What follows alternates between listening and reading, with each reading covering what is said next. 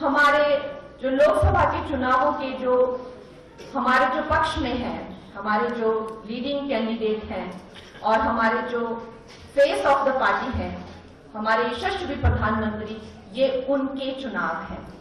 वो सबको चुनाव जिताते हैं, उनके नाम पर ही, उनके काम पर ही लोग खड़े खड़े चुनाव जीत जाते हैं, लेकिन ये अब की बार उनके चुनाव हैं। तो आप ये कतई मत समझिएगा कि ये बहन कंगना को अगर आप वोट डालेंगे तो उसे ये वोट मिलेगा, या बहन कंगना को जो वोट डालेंगे तो हमारे प्रधानमंत्री नरेंद्र मोदी जी को ये वोट मिलेगा। तो आपने किसी तरह की कोई कमी हमारे क्षेत्र से नहीं होनी चाहिए।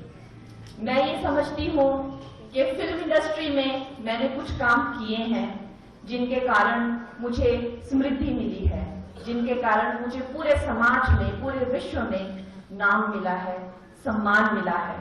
लेकिन दोस्तों, इसका मतलब ये नहीं है कि मुझे जनता के वोट भी मिल जाएंगे। मैं ये नहीं समझती कि मैंने ऐसा कुछ भी अभी तक किया है कि मुझे जनता अपना प्रतिनिधि चुने। ये मेरे जो भाई हैं यहाँ पर, जो आप कार्यकर्ता हैं, जो सब कार्यकर्ता, सब कर्मचारी जो कई दशकों से इस काम में लगे हैं, ये उन्हीं के अच्छे कर्म हैं, ये उन्हीं का प्रयास होगा, ये उन्हीं का सहयोग होगा और उन्हीं की कड़ी मेहनत होगी अगर मैं एक प्रत्याशी से लोकसभा की MP, मेंबर ऑफ पार्लियामेंट बन जाती हूँ। तो मैं ये अवश्य समझती हूँ कि हमारी जो पार्टी है, जैसे हमारे पार्टी के शीर्ष नेतृत्व भी कहते हैं कि हमारी पार्टी में पार्टी को लीडर्स नहीं जिताते हैं, इनको जो है कार्यकर्ता जिताते हैं। तो भाइयों और बहनों, मैं आज आपसे हाथ जोड़कर ये विनती करने आई हूं कि आप लोगों ने मुझे अपना समझकर अपना मार्गदर्शन मेरा करना है, मेरा सहयोग करना है और मुझे अपना समझकर मेरे लिए आपको वोट्स भी मांगने हैं, जगह जगह जाना होगा, काम करना होगा। और जैसा कहा कि अभी अगले 2 महीने आप लोगों के लिए भी बहुत बिजी होंगे, लेकिन आप लोग अपना समय देंगे तो जैसे मेरे भाई राकेश जम्वाल जी ने कहा कि ये 2 महीने आप संभाल लीजिए, उसके बाद हम संभाल लेंगे।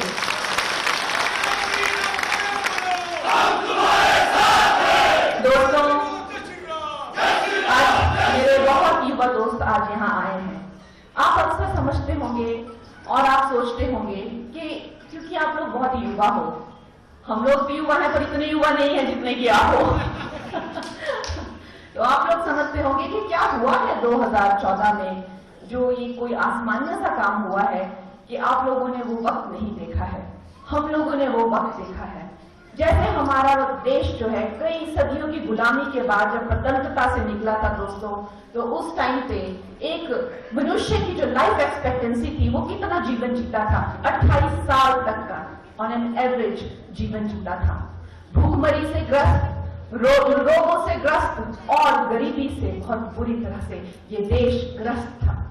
उसके बाद समय बीता, कई दशक बीते, हम लोगों ने कुछ कच्चे पक्के मकान तो बना लिए, कुछ खाने को तो हमने जुगाड़ लिया, लेकिन फिर भी ये देश एक जैसे कोई क्रिपल्ड होता है, जैसे कोई ग्रस्त होता है, उस तरह से इस देश की आत्मा थी। वो ऐसा क्यों था? क्योंकि हमारा जो स्वाभिमान है, हमारा जो आत्मविश्वास था और हमारा जो आत्मसम्मान है, वो इन स्वतंत्रता ने तार तार कर दिया था। लेकिन जब यहाँ पर उसी विदेशी सोच विचार वाली सरकार आई, उन्हीं की ही एक एक्सटेंशन या उन्हीं की ही एक सरकार वो कही जा सकती है, वो महिलाएं भी विदेशी मूल की थी, उनकी सोच भी, जो उनके सब कर्मचारी थे वो भी विदेशी मूल की ही सोच रखने वाले थे, उन्होंने हमारे आत्मसम्मान को झकझोर के रख दिया। ऐसा कर दिया कि भारतीय होना या भारतीयता की बात करना, अपने धर्म की, अपने संस्कार, अपने संस्कृति की बात करना एक शर्मिंदगी से भी बदतर होता था। लेकिन इस बात पर हमारे प्रधानमंत्री ने लाल किला से बोला और उन्होंने इस मानसिकता को, जो कि हमारे जो चेतना शक्ति है उस पर एक घाव की तरह है, उन्होंने इसे एक नाम दिया।